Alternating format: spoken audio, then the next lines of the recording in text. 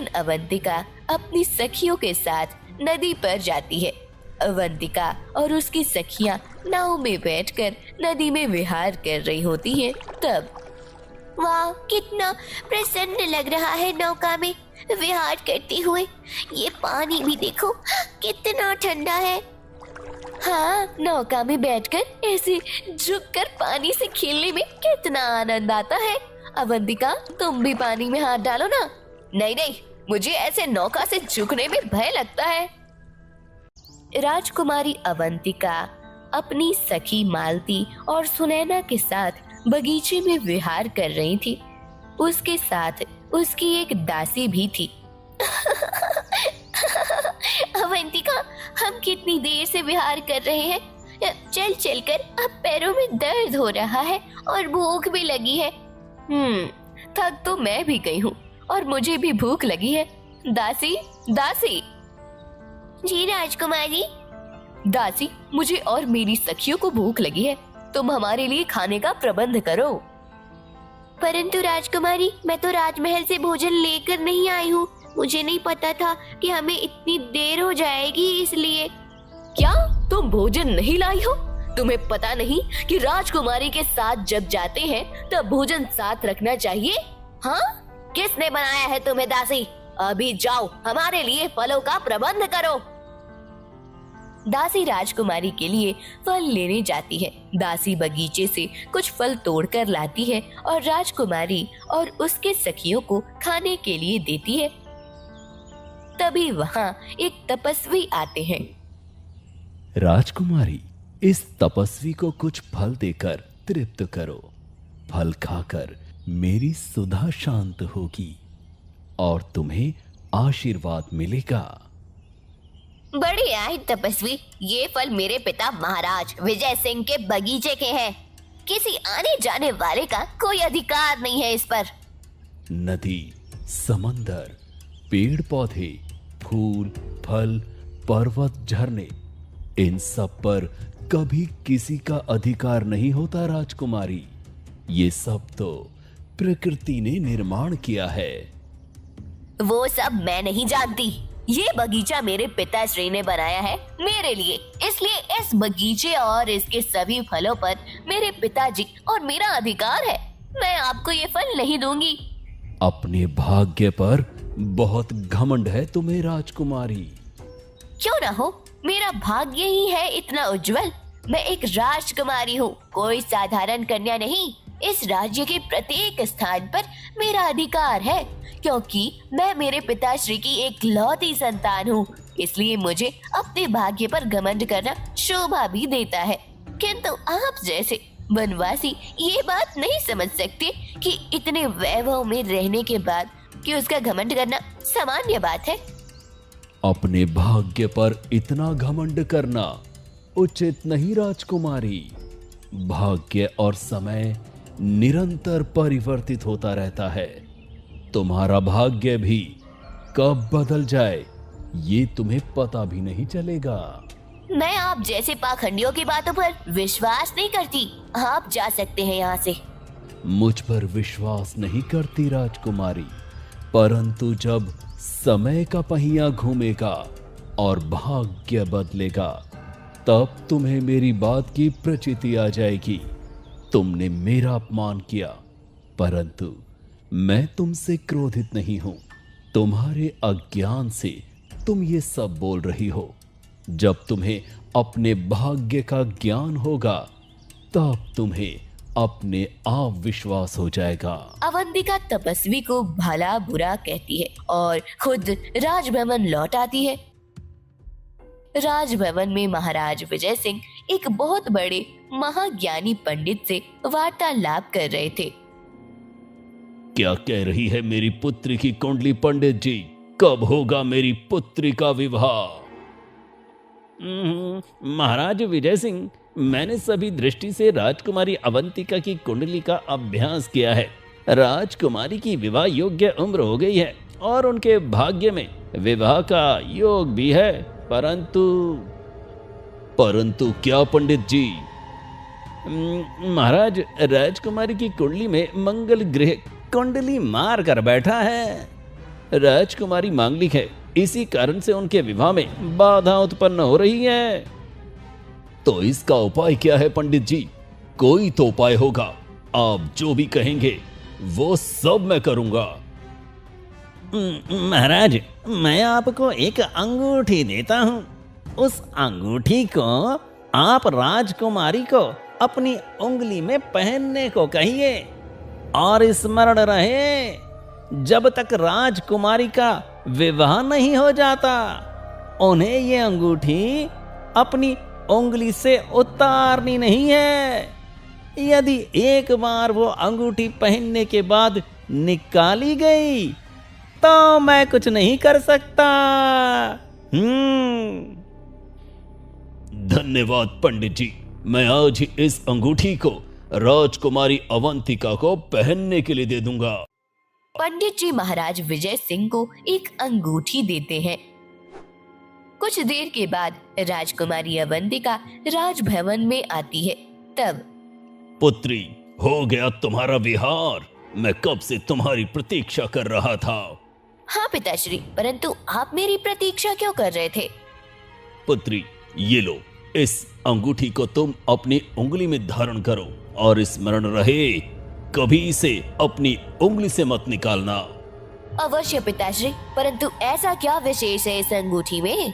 पुत्री, अभी केवल इतना समझ लो कि ये अंगूठी बहुत मूल्यवान है, इसलिए तुम्हें विशेष रूप से इसका ध्यान रखना है। अवंतिका अंगूठी अपनी अंगुली में पहन लेती है। कुछ दिन बीत जाते हैं। एक दिन अवंतिका अपनी सखियों के साथ नदी पर जाती है। अवंतिका और उसकी सखियां नाव में बैठकर नदी में विहार कर रही होती हैं। तब वाह, कितना प्रसन्न लग रहा है नौका में विहार करते हुए। ये पानी भी देखो कितना ठंडा है। हाँ, नौका में बैठकर ऐसे झुककर पानी से खेलने में कितना आनंद आता है। अवंतिका, तुम भी पानी में हाथ डालो ना। नहीं नहीं, मुझे ऐसे नौका से झुकने में भय लगता है। अरे, इसमें भय का क्या करना है, चलो करो। राजकुमारी अवंतिका भी पानी में झुककर हाथ डालने लगती है। तभी उसकी अंगूठी पानी में गिर जाती है और एक मछली उसे निगल लेती है। राजकुमारी अवंतिका को इस बारे में कुछ पता नहीं चलता। राजकुमारी अवंतिका राजभवन आती है। तब उसे पता चलता है कि उसकी अंगूठी खो गई है। मुझे क्षमा कीजिए पिताश्री, आपने मुझे जो मूल्यवान अंगूठी दी थी वो भूल से मुझसे खो गई है। क्या तुमने वो मूल्यवान अंगूठी खो दी? अब उसे कहाँ ढूंढेंगे हम? तुम्हें पता नहीं कि उस अंगूठी से तुम्हारा भाग्य जुड़ा हुआ था। महाज्ञानी पंडित जी ने ये अंगूठी तुम्हें पहनने को कहा था, क्योंकि तुम्हारी कुंडली में दोष है, जिसके कारण से तुम्हारे विवाह में बाधा आ रही है। अर्थात यदि वो अंगूठी नहीं मिली तो मेरी कुंडली का दोष कभी नहीं जाएगा और मैं सदा के लिए अविवाहित रहूंगी। पिताश्री, अब क्या करें? उस अंगूठी को फिर से कैसे प्राप्त करें? तुम चिंता मत करो पुत्री। तुम आज कहाँ गई थी ये मुझे बताओ। मैं अपने सेवकों को उन सभी स्थानों पर भेजकर अंगूठी को खोजने को कहता हूँ।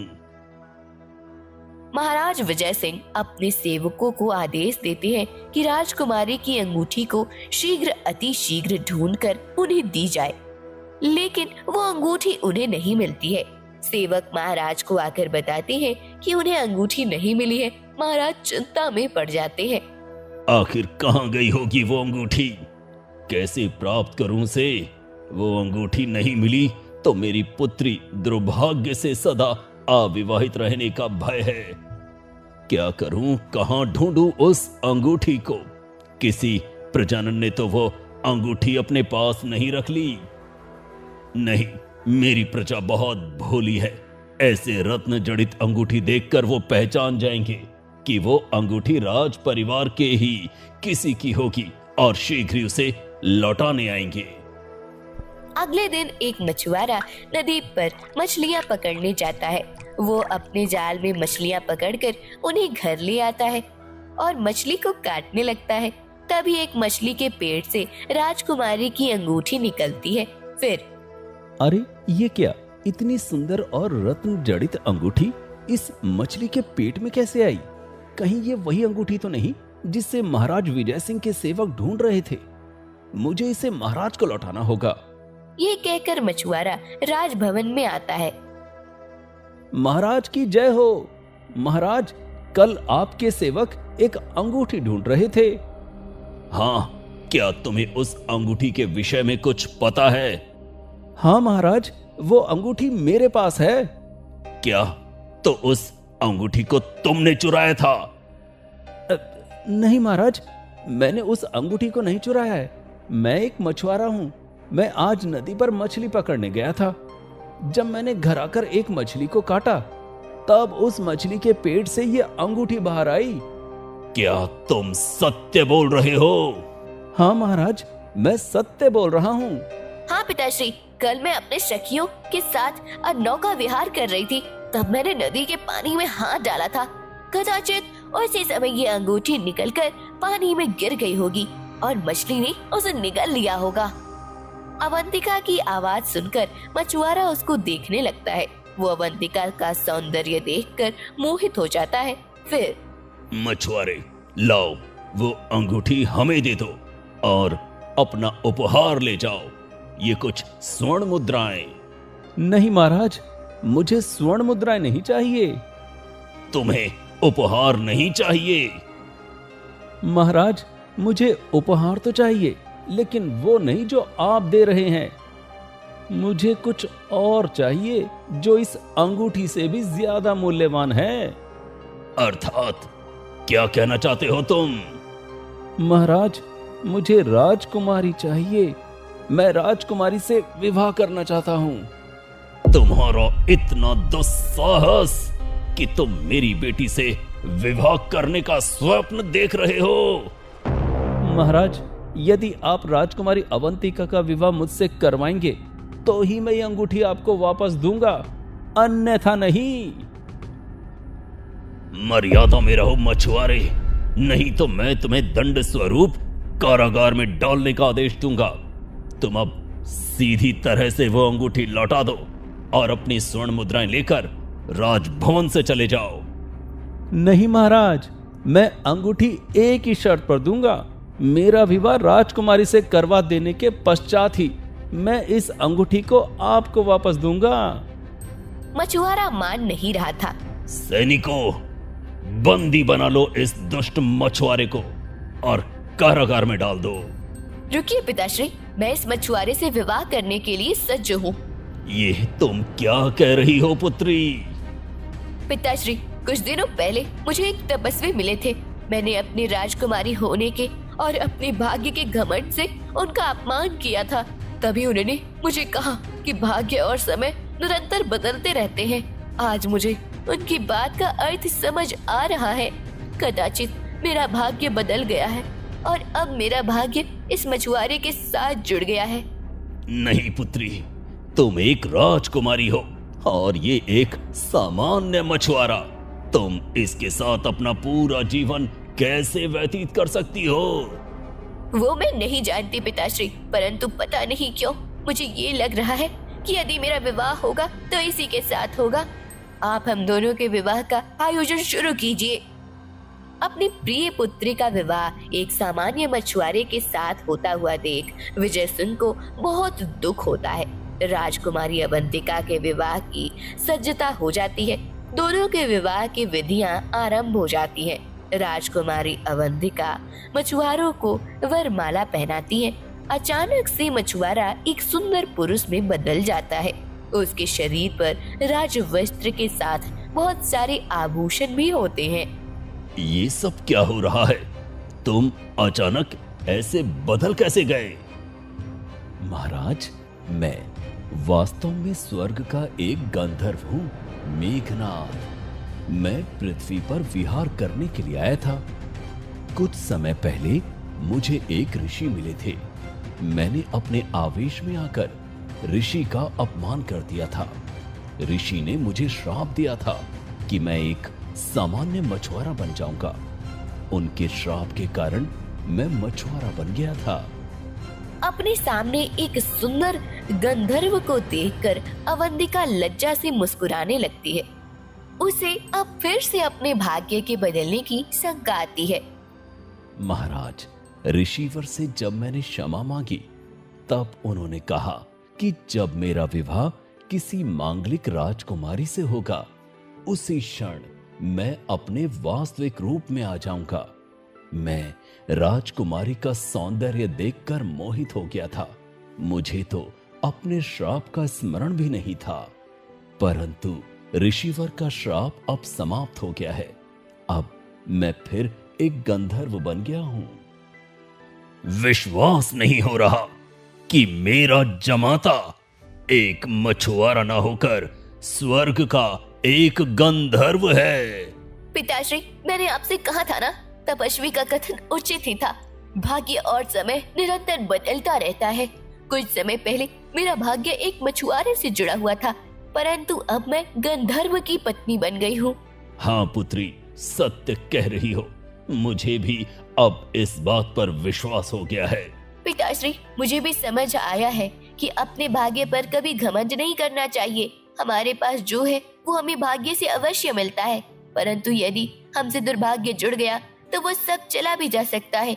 इसलिए जो हमें मिला है उसमें संतुष्ट रहते हुए जो हमसे कम है उनका कभी उपहास और अपमान नहीं करना चाहिए। सत्य कह रही हो आप राजकुमारी। मुझे भी अब इस बात की समझ आ गई है कि खुद पर कभी भी गर्व नहीं करना चाहिए और दूसरों को कभी हमसे कम नहीं समझना चाहिए।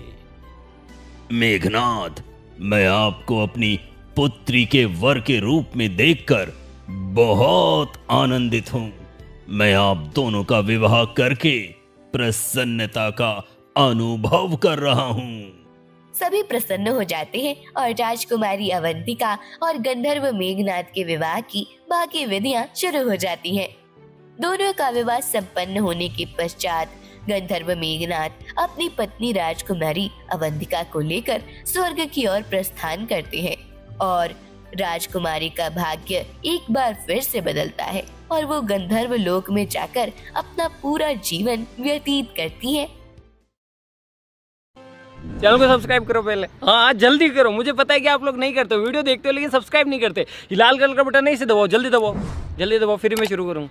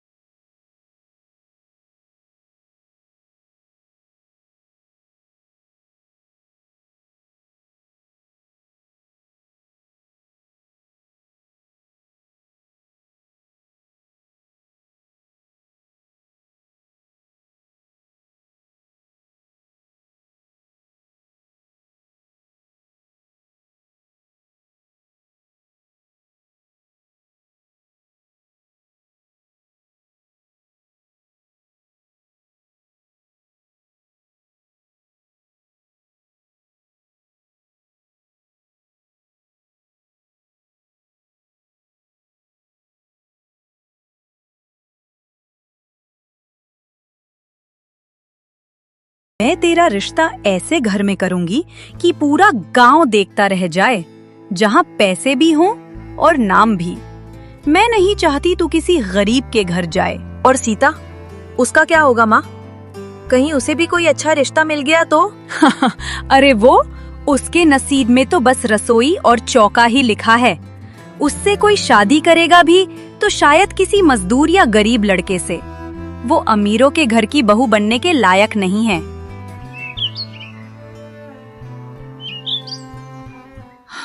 शायद माँ सही कहती हैं। मैं उनके लिए बस एक बोझ ही हूँ, लेकिन मैं हार नहीं मानूंगी।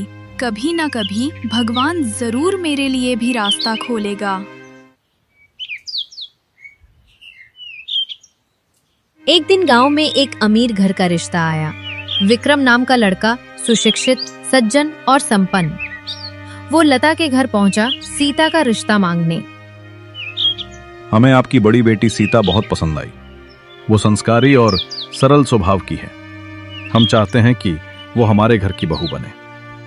क्या ये लोग नीला को छोड़कर सीता का रिश्ता मांग रहे हैं? नहीं, ऐसा कभी नहीं होने दूंगी।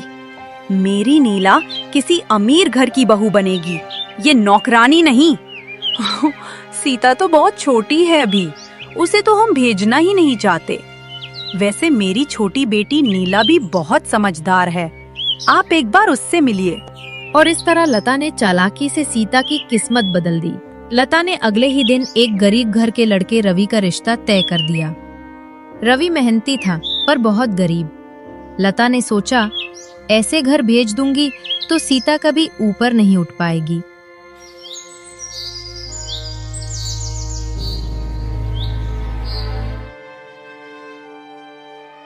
माँ, आप जो कहेंगी मैं वही करूंगी, लेकिन क्या सच में ये रिश्ता मेरे लिए ठीक है? तेरे लिए इससे अच्छा कोई मिल ही नहीं सकता।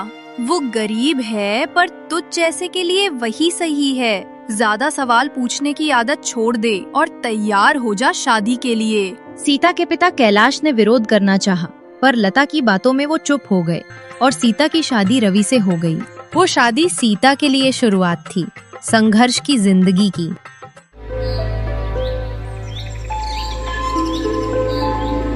उधर लता ने अपनी बेटी नीला की शादी उसी अमीर घर में करवा दी। अब उसके घर में सिर्फ दिखावा और घमंड बाकी था। देखो, मेरी बेटी अब अमीर घर की बहू बन गई है। कितना अच्छा नसीब है मेरा। माँ, अब गांव की औरतें देखेंगी कौन ऊंचा है कौन नीचा। सीता जैसी लड़की को अब हम अपने बराबर नहीं मानेंगे। सीता ने कोई शिकायत नहीं की। वो बस मन ही मन बोली, शायद यही भगवान की मर्जी है।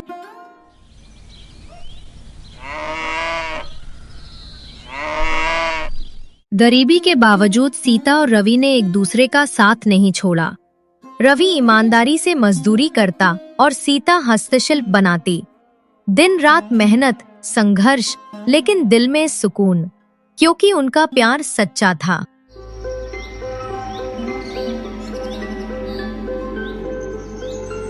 सीता, एक दिन हम भी अपना घर बनाएंगे, छोटा सा ही सही, पर अपने मेहनत के पैसों से। जब साथ सच्चा हो तो झोपड़ी भी महल लगती है।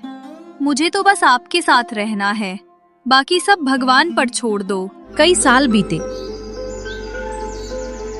और मेहनत ने रंग दिखाया। रवि का छोटा काम धीरे धीरे बड़ा व्यवसाय बन गया। अब वही गरीब जोड़ा गांव में सबसे सम्मानित हो चुका था।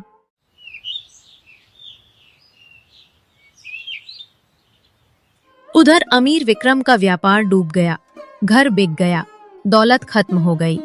नीला और उसकी माँ लता अब सड़कों पर आ गई। माँ, तूने हमेशा दूसरों को नीचा दिखाया, अब देख भगवान ने हमें वही दिखाया जो हमने किया था।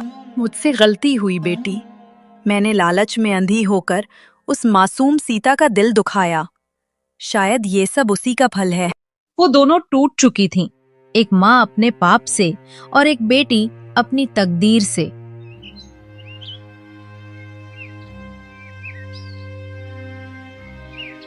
वो सीता, जिसे एक वक्त में नौकरानी कहा गया था, अब गांव की सबसे दयालु और संपन्न औरत बन चुकी थी। रवि का व्यवसाय बड़ा हो चुका था और दोनों भगवान के मंदिर में सेवा करते थे। सीता, आज सब कुछ तेरी दुआओं का फल है। कभी हार नहीं मानी तूने। कर्म कभी व्यर्थ नहीं जाते रवि। कभी कभी भगवान हमें देर से देता है, पर देता जरूर है। एक दिन दरवाजे पर दस्तक हुई। सीता ने दरवाजा खोला।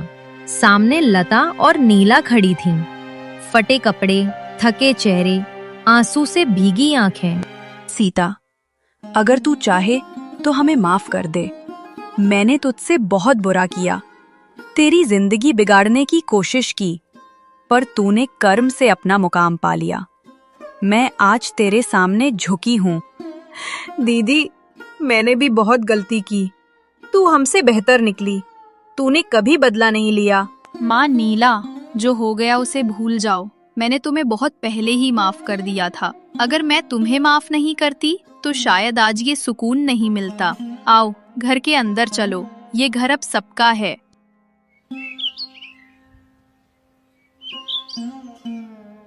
कर्म का फल हर इंसान को मिलता है, कभी जल्दी कभी देर से, पर मिलता जरूर है। सीता ने बदला नहीं लिया, बस अपनी सच्चाई पर भरोसा रखा और यही उसकी सबसे बड़ी जीत थी। जो दूसरों के लिए गड्ढा खोदता है वो खुद उसी में गिरता है, और जो माफ करना जानता है भगवान उसी के साथ होता है। इस प्रकार की मजेदार कहानियों को सुनने के लिए हमारे चैनल